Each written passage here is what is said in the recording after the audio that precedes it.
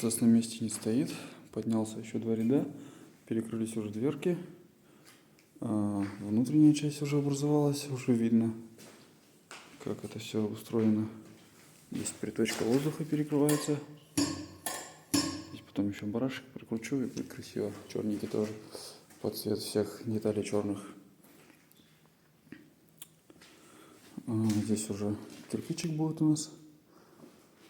Выбивной, не выбивной, вытаскиваться будет. На шпильке тоже там просверлю и сделаю его вытаскиваемый. Зольник уже образовался. Сейчас осталось только колосники уложить, и в принципе все. Потом еще 2 ряда поднимаются, кирпичи спиливаются на уклон, чтобы потом угли все сыпались. Ну, работы еще много, но довольно неплохо все идет.